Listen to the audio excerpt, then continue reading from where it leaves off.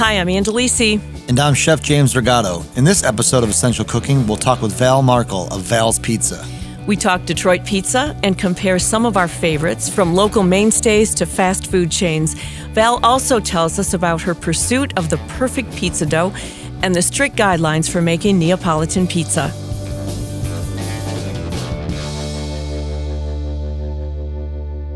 Val, I am super stoked to have you here. And Val came from Portland, and I remember Val and I sat down and chatted, and I remember you telling me you loved making pizzas, and I was like, "What are you looking to do in the city?" And you're like, "I want to cook, kind of like farm to table, kind of like low key, looking for more of like a day job vibe." And I was like, "Dude, you should totally go to Selden. I think you're gonna thrive there." And you did. You went and worked for Andy for 2 years. I was there for about a year. Okay. Yeah. I liked working there.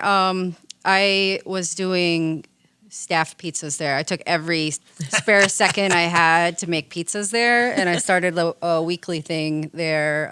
It was either every Friday or Saturday because those were like the busiest days. Yeah. So it's like staff meal was a huge deal there, and it was a really good way for all the staff to get together and eat communally. We all took like a half-hour break if you could. It was a really intense kitchen, but that was the idea. And the staff members made delicious food, and we all sat down and ate together. And so I just made it a point every week to make pizzas. And I was really working toward doing a pop-up with Selden. Like Andy and I had been talking about that for a while, like doing like a late night, like closing Selden early, like doing this is like before Val's Pizza, but it was essentially Val's Pizza because they already had the pizza oven. Yeah, I know, beautiful oven. And so everything about the pizzas that I was doing kind of came from my experience on the West Coast in Portland, which is like super farm to table and which is everything that Selden did. So in my head, it was like just interpreting the Selden food onto a pizza, you know, like fresh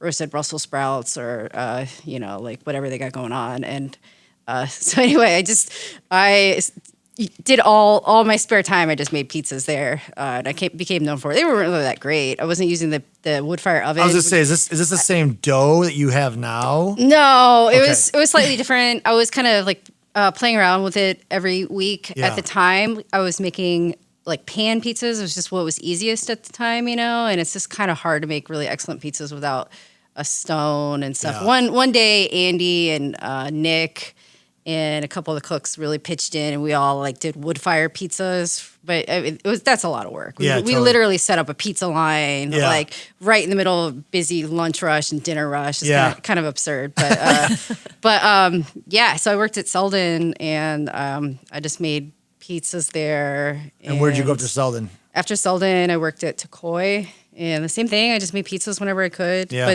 But my whole thing is like things can be easily translated on a pizza. If it goes good with bread or even just a salad, like it'll work on a pizza. So I was making like Thai creations and stuff. And me and Brad have talked about collaborating on a pop-up where I use like his sausage. It's all fun, like, like fermented sausages and I've been making Thai food for years. I was say fish sauce and like the caramels, all those things are killer. And Brad feels the same way. His background is in Italian cuisine, and he realized how much that translates into Thai food. Totally. And so we kind of have a very similar background in that sense. So I'm curious though, because pizza to me is like, it's one of those things. It's like ramen, where it's kind of based out of a country, but it actually belongs to the world now. Yeah.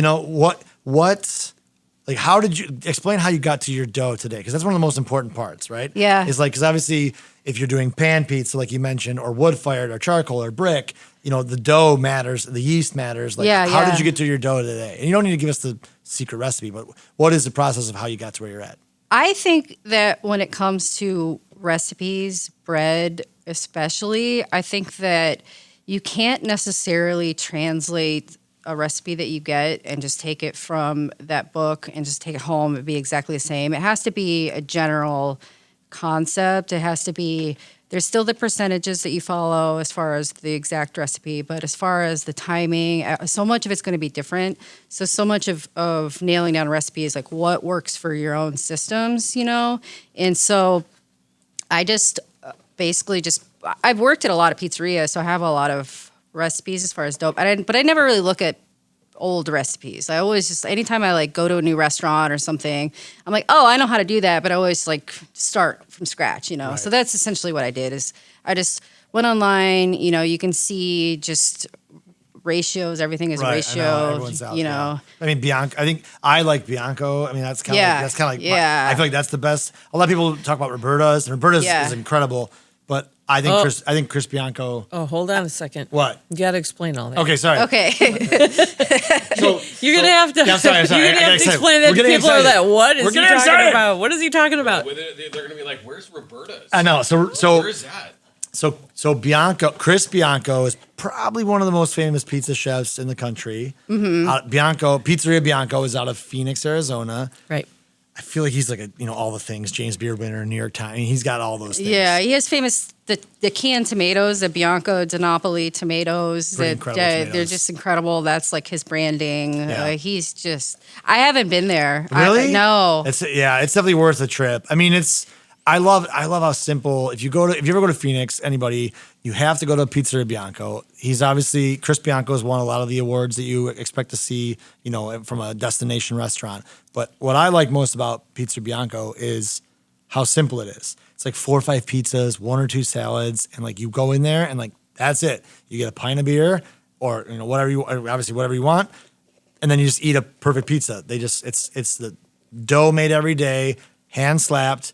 The brick oven. It's just a perfect pizza. It's not some foreign concept. It's just perfectly executed pizza.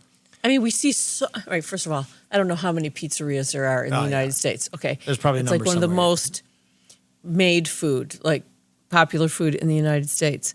But being able to separate yourself from all of what's out there, Right. that is like it's still a tall order to be able to do that, to do something so simple so well. And so I think that's why it's exciting, Val, what you're doing, because you guys are doing pizza so well. And Yeah. that's what you're talking about, the for simplicity sure. of why it works.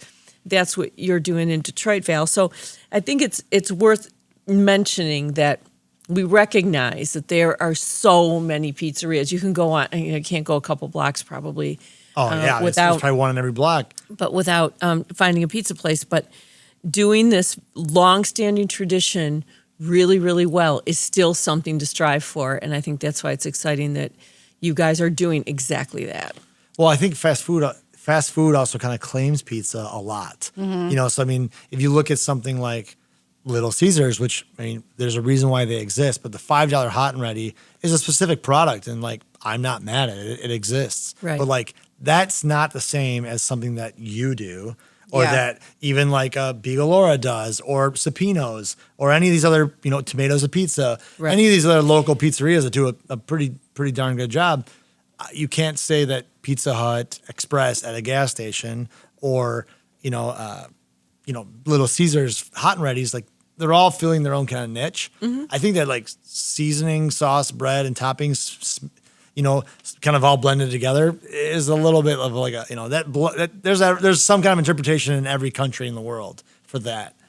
But I think do we need another pizzeria? Not really. Do we need another great pizzeria? Absolutely. Yeah, I mean, I hear that a lot from Detroit. People are like, there's so many pizzerias in Detroit, and it's like, yeah, but also no. There's totally. a lot of Jets, there's a lot of Hungry Howie's Yeah. and Little Caesars, and then there's some great ones. There's, we love like Michigan and Trumbull, Yeah. and we love Pizzaplex and Pie Sci, but those are pretty far and few in between. And the thing about Detroit too is that it's so huge and it's so empty. Like I live in a really great neighborhood in Old Redford, and there's no pizza place out there.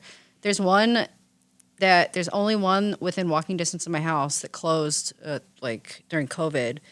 And where I'm from, there's a pizzeria in every neighborhood that people can walk to, and it's a community. It's it's a place where people can get drinks after like a ball game, and to have like such a thriving neighborhood as mine without a pizzeria, and it's so easy to say that Detroit has all these things, but in reality it doesn't. Like Midtown has things, or like New Center has things, That's a or good point. Corktown has things, Yeah. but Detroit as a whole is missing a lot of things. It's missing things for people to walk to.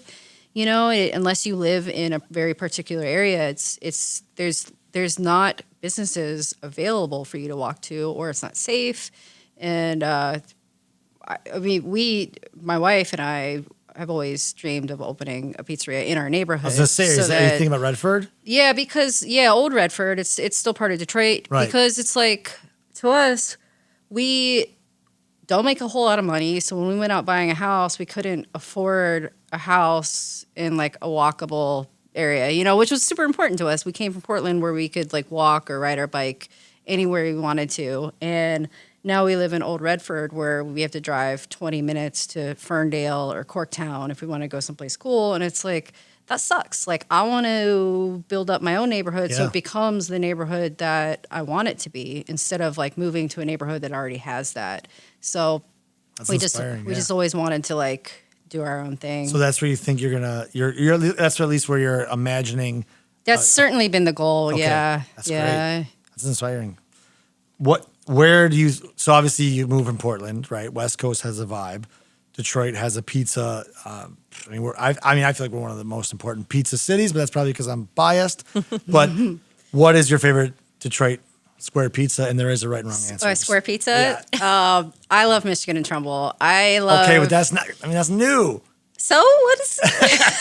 All right, no, it's fine. Okay, of the classics. So, oh God, you're gonna hate me, but I've really only ever been to Jets. I haven't been to. Okay, I have been to. You've never been to Cloverleaf or Louis? No, I haven't been. We have to go on a pizza tour. I know. All right, I'll take you. I know. I will happily take you on a pizza tour. I've been to Buddy's. Buddy's, it's fine. It's good. I don't quite get it. Sure. I'm just not from here.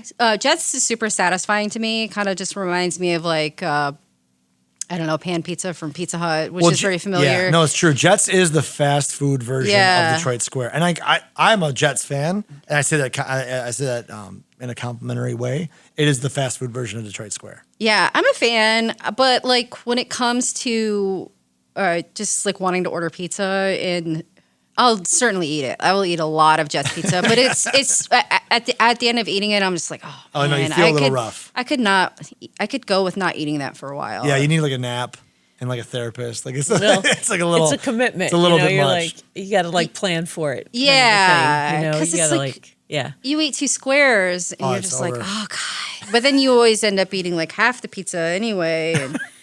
But yeah, I don't know. Detroit pizza is obviously really delicious. It's like a greasy sponge. It is. It's its own thing. That's not really my thing. No, I don't know. I'm honestly like, so I love making pizza as well, and I make a like brick oven Neapolitan. I'm saying like the pizza that I envision making is different than the Detroit Square, but it's almost like a coney dog or like the slider. Like it's a guilty pleasure that it's nice to be. That's like I feel like that's a nice hug from like a grandma or something. Yeah. But like, it's obviously it's a nuanced thing. I agree. Detroit Square is not, and that's why I mean, like you look at Michigan Trumbull and Como's; those are like 2 newcomers to the Detroit, and you see them. I mean, I think there's a pizza company down in Austin, Texas. There's one in Brooklyn. Detroit pizza is kind of like branching out. Detroit pizza is huge. Yeah. I hear about it all the time in Portland. It Yeah. happened after I moved out, and now it's over there. And it's just so funny because now living in Detroit, it's like pizza's just pizza, but Right. everywhere else it's like, oh yeah, Detroit style. Yeah.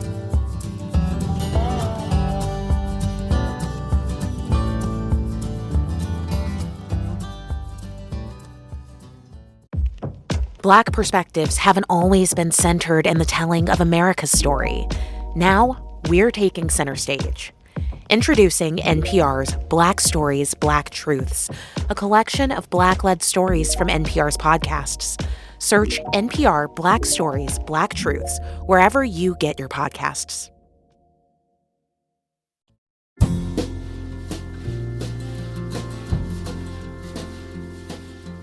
I really wanted to open up a New York slice place because I live right by the Redford Theater, which on the weekends is like You could super totally packed.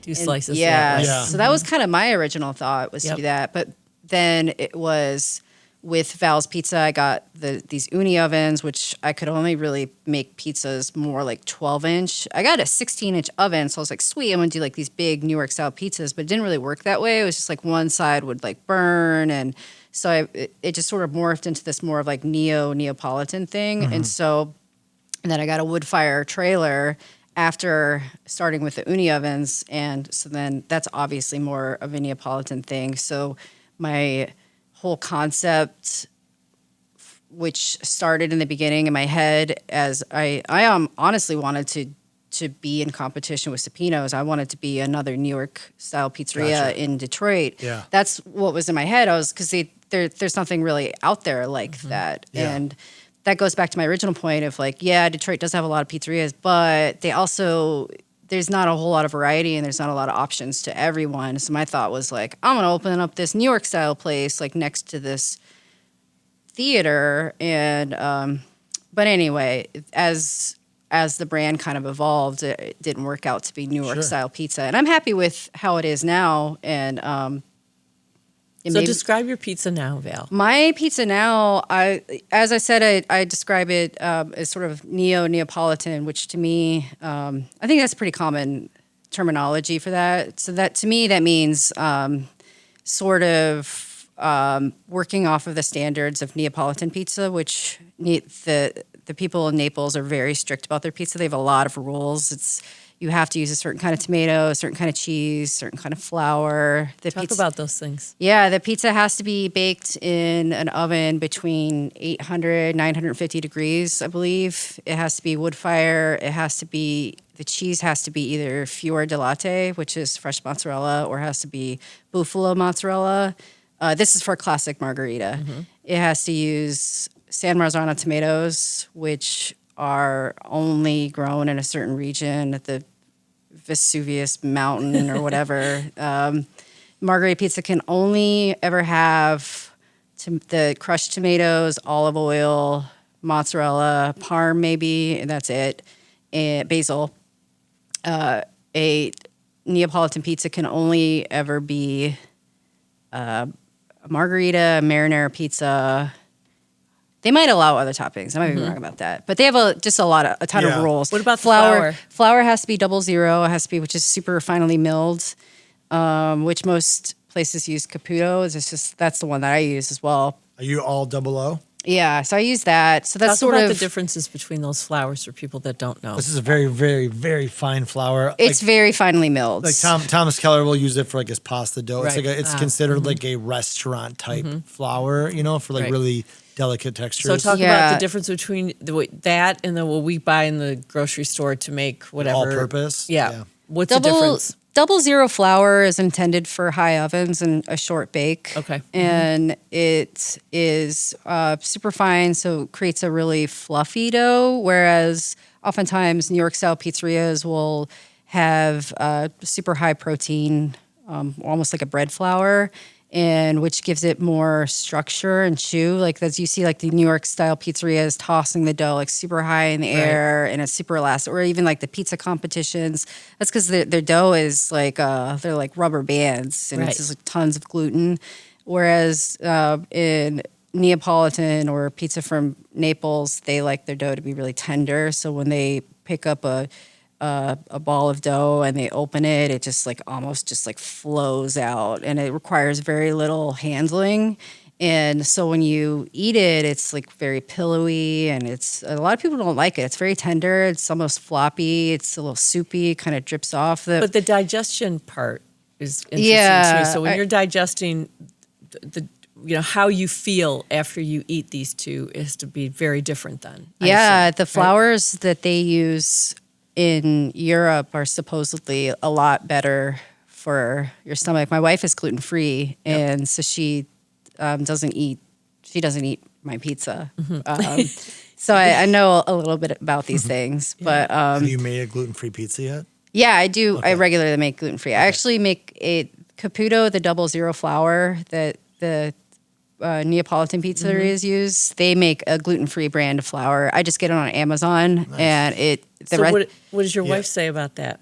Does she? Oh, it's the best. Yeah. You get the seal of approval. Yeah, for no, that? it's really good. Your concept good. will probably have gluten-free Yeah, for sure. I think like as far as a pop-up, we're pretty limited on vegan options. And so I get messages all the time like, do you offer vegan cheese, vegan pizza? And it's like, no. It's a pop-up.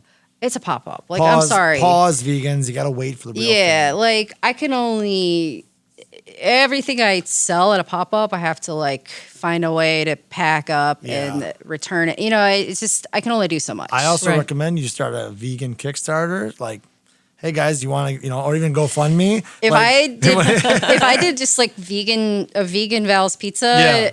It would be so huge. I know, totally. I know. I love obviously vegan cooking, but like the vegan community is also very like they're very like riled up. They're very loud. They're very loud. Yeah. No offense. I really want to be inclusive to everybody, but at the same time, the pizza that I am looking to make isn't vegan, and I don't.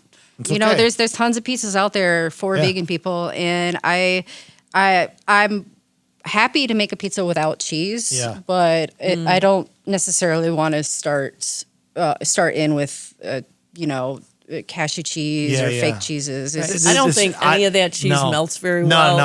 Honestly, I like a cheese-free pizza for certain things, toppings. Yeah. And like I agree with you. But do you put honey in your dough or no? No, it's and that's another thing about Neapolitan pizza is the dough has to be flour, water, salt, yeast. The yeast could be any form of yeast. It could be like fresh yeast. It could be a starter. And I do the same thing. It's just simple. That's it. Because when you eat a dough like that, it's like eating it's like eating bread, like a baguette that really like chews and tears. Yeah. When you start adding sugar or fats, it starts being more tender and more pastry-like, if you will. Val, how long did it take you to get the dough where you wanted it? I was kind of going into that a little bit earlier. I basically just took a basic ratio online, of what it's, it's pretty simple. I'm not reinventing anything. Nobody's reinventing anything anymore. So it's just like dough goes by the percentage of the flour. So it's 100% flour and then a certain percentage of hydration. So my hydration is 66%. So that means, say, 1,000 grams of flour is going to have 660 grams of water. And then the salt and the yeast is like a certain percentage. It's pretty standard. So I just grabbed that information online, and I kind of, like I was saying earlier, I just started doing what works for me. And I knew that I wanted to have a bit of fermentation on my dough. So I just literally just made the dough and stuck it in the fridge and forgot about it for a few days, and kind of just messed around with that here and there, and found out that that this is just what I like. Like I make the dough with pretty cool water, and I don't mix it very long. I keep it like pretty shaggy. There's like kind of a new philosophy for making bread that's like a no-knead method, which means that you kind of just very minimally mix it, and as the dough sits, it forms its own gluten, and that way the less that you're physically messing with it, the less chance you have of making it overly tough. Or so does that work?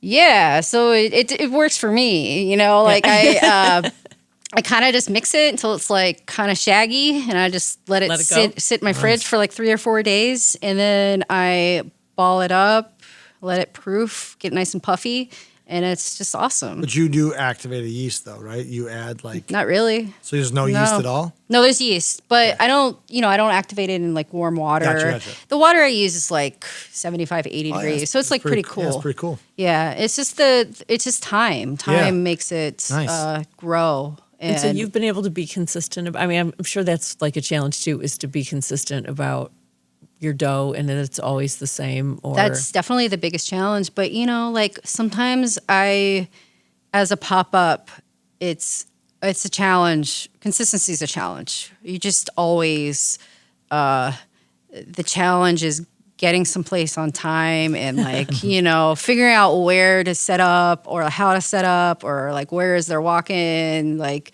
Do they have a walk-in? Usually I know all these things in advance, but sometimes I just show up and I'm like, oh my God, I have no idea what's going on. So you do a lot of pop-ups, and so there's always a little bit of mystery to that. There's a lot of mystery. Like, what am I walking into, and how's this going to go, right? Every time. Yeah, I mean, in an ideal situation, I have a meeting beforehand, and it's like, show me where I can set up, show me where the walk-in is. And then, like, some places, it's just like we just catered a wedding last week or whatever, and sometimes it's just like showing up and being like, okay, let's figure this out. But yeah, staying consistent, I wouldn't really say that's a big challenge, and it's just simply because since we're a pop-up, people are just so grateful that we're there, and we're offering a pizza style that a lot of people have never experienced, and we put a lot of care into the service and into the ingredients, and so that really shows through. So even if the dough maybe is a little off that day, or maybe even like a pizza's a little off, like it's not quite balanced or something, a lot of people just don't notice, and they love it anyway. And they're just they're just really appreciative that you're working so hard for them, and the beauty of what we do is it's all outside. Like, we have a wood fire trailer, and we just set up tables in front of it outside, and we have a canopy so everyone can see everything we do, and they just see how busy we are, and they see that we have 20 tickets, that we're working ahead of you, Right. and everyone's just so nice. That's pretty good. How long does it take a pizza to cook? In our oven, we kind of go for about a 3-minute bake, which going back to Neapolitan, it's Right. more like 90 seconds. But I find that 3 minutes gives it a little bit more crispiness. So that means that we have our oven slightly lower. So we're going for like more of a 750s instead of like 950. And so, yeah, and if someone comes up and there's nobody else waiting, start to finish, the pizza's in your hands in like 5 minutes. That's amazing. Well, but are the unis done now because you have the trailer? Yeah, I still have the unis. They come in handy, and when I cater small parties or something like that, it's just easier than taking a giant trailer and like lighting a fire and like. Of course. Yeah, but How long does that fire take you to get to the right temp? I'm getting a lot better at it. Probably like an hour and a half. Oh, wow. Yeah. Nice. When I first started, I was just not quite grasping. There's just a bit of a learning curve. I have experience working with wood fire ovens, but the fact that I'm not operating it every day, I'm usually, every time I go to start a fire in the oven's just totally cold. Ice cold, yeah. So it takes forever. And so when I first started, it was taking me like 3 hours and so much fuel. But now I'm like kind of nailing it. Gotta figure it Nice. out. Yeah, Nice. I actually just bought a Forno Bravo oven for my backyard. Cool. I'm like getting like no gas assist. I want like I was like during I bought it like I feel like forever ago because it was like during COVID, and it just takes everyone's behind. But I'm going all in on wood fired.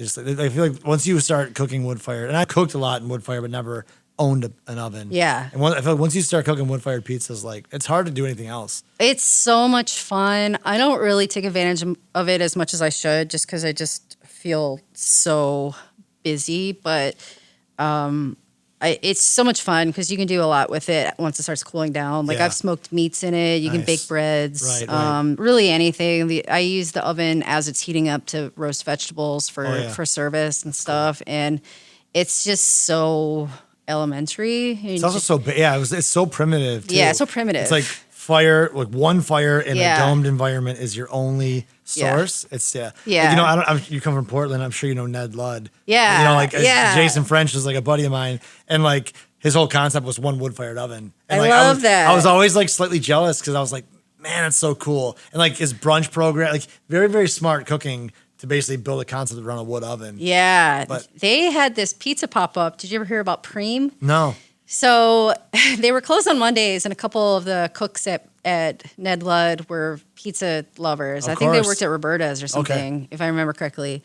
And so on Mondays, they were already closed. They turned it into this 90s style pizzeria with like red checkered Oh my God, cloth, sign me like and they played 90s hip hop. Oh my God. And stop. they called it Preem. It was Pream, like like instead of cream, it's preem.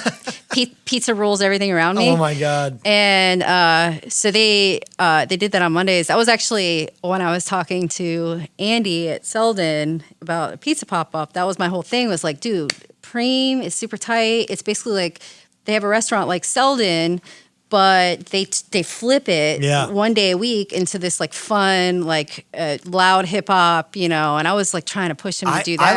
I think this is still a great idea. I know. Selden on Mondays should be this concept. I haven't really talked to Andy. Can we get Andy on speakerphone right now? This should be a thing. I've actually been dying to talk to him about it again. If I had a wood-fired oven, it would like I would steal you for this idea. But yeah, let's do this. That was kind of my original concept with Val's Pizza. Is I have a good working relationship with so many restaurants, and my whole theme all along was translating different food onto a pizza and kind of just like wowing people with that. So my thought was to do pop-ups at everybody's restaurants and basically just do their food on my pizza. So cool. Like Brad and I are still talking about doing one there, and you know, like we did one at Rose's, and I tried to do it like kind of like food that Rose's customers would love, and we did a brunch one pretty recently at Folk. And so I did brunch pizzas, like similar to the food that they would have. And yeah, I just thought it would be fun to like take over like Selden and do like Selden on pizzas for a night. Or even just something like super wacky that Selden customers have never even had before. Yeah. But so you bring your truck to these. Exactly. All right, so now we're going to do it at Maple. So that's the idea. All right, let's do it. There it is. The Maple Pizza. So, so how can somebody experience your pizza, right? So this is probably a few months from now from when we actually release it.